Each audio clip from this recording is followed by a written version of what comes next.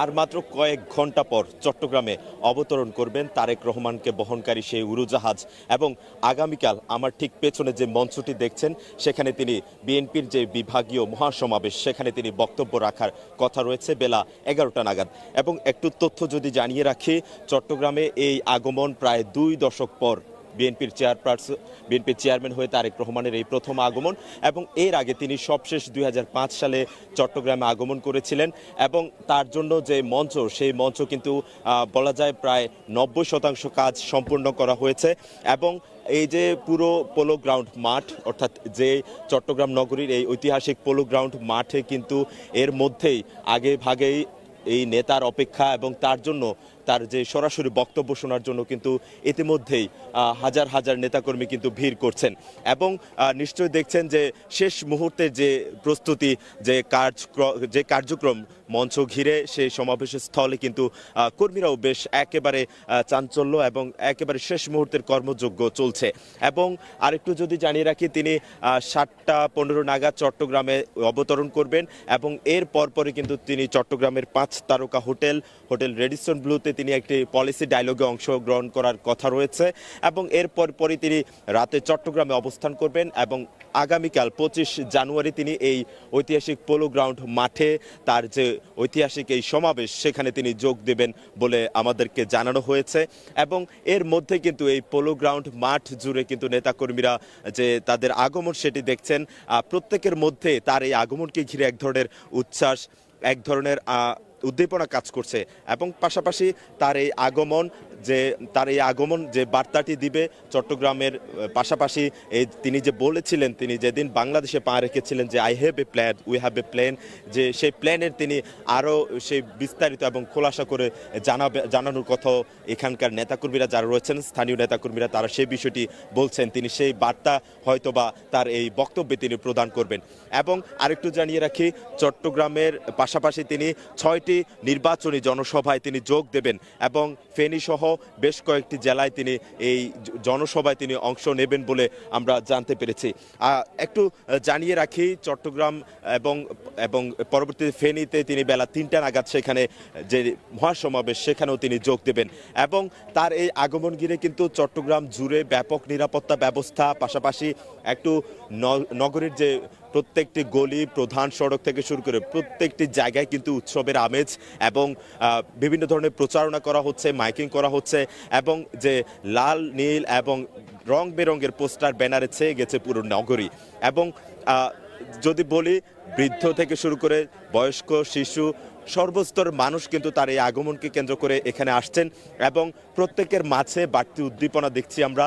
এবং তার এই সমাবেশ স্থল কিন্তু কয়েক স্তর নিরাপত্তা ব্যবস্থা নিয়েছে কর্তৃপক্ষ এবং আইনশৃঙ্খলা বাহিনীর যে তৎপরতা সেটিও আমরা দেখেছি বেশ কয়েকদিন ধরে চলছে। এবং নগরীতে তার যে সবার আগে বাংলাদেশ লেখা এবং লাল সবুজের যে গাড়ি সেটিও কিন্তু প্রবেশ করার কথা রয়েছে, সেটি কিছুক্ষণের মধ্যে নগরীতে প্রবেশ করবেন।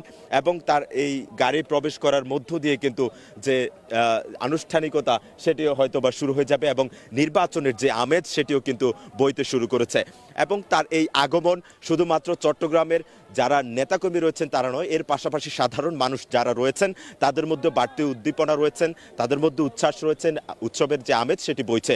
এবং নগর জুড়ে আমরা দেখেছি বিভিন্ন গুরুত্বপূর্ণ মোড়গুলোতে আইনশৃঙ্খলা রক্ষাকারী বাহিনীর ব্যাপক নিরাপত্তা তল্লাশি চলছে, নিরাপত্তা বলয় তৈরি করা হয়েছে। এবং পাশাপাশি এই যে সমাবেশ স্থল, ঐতিহাসিক পোলো গ্রাউন্ড মাঠ, সেই সমাবেশের স্থলেও কিন্তু বেশ কড়া নিরাপত্তার ব্যবস্থা নেওয়া হয়েছে।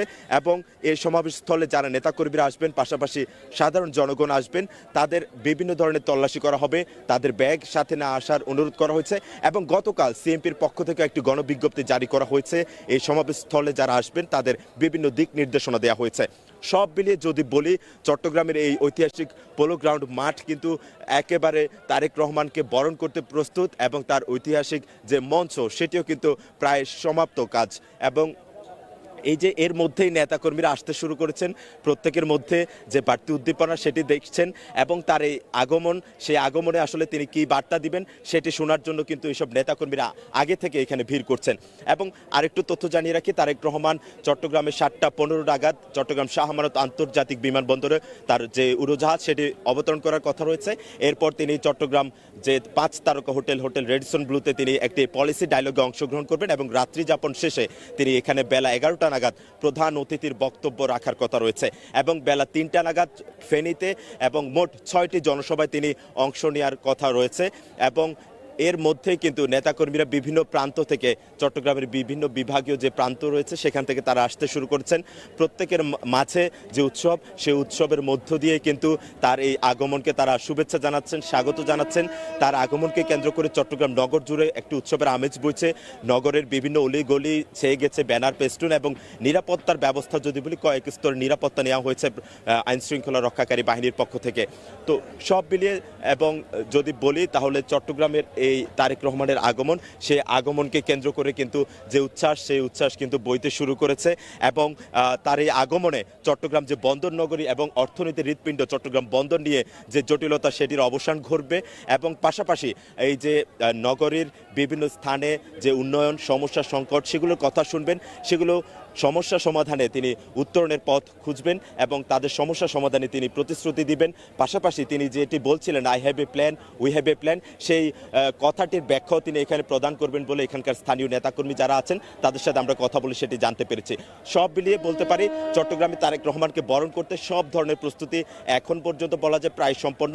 তিনি আসলেই আর কয়েক ঘন্টা পরেই কিন্তু তিনি চট্টগ্রামে পা রাখবেন। এরপর পরে নেতাকর্মীদের মধ্যে যে উচ্ছ্বাস, তাকে এক নজর দেখার যে ইচ্ছা, তার সরাসরি তার যে বক্তব্য শোনার আকাঙ্ক্ষা সেটি হয়তো পূরণ হবে আগামীকাল। তো সব মিলিয়ে এই ছিল আমার কাছে চট্টগ্রাম থেকে তারেক রহমানের আগমনের সবশেষ খবরাখবর।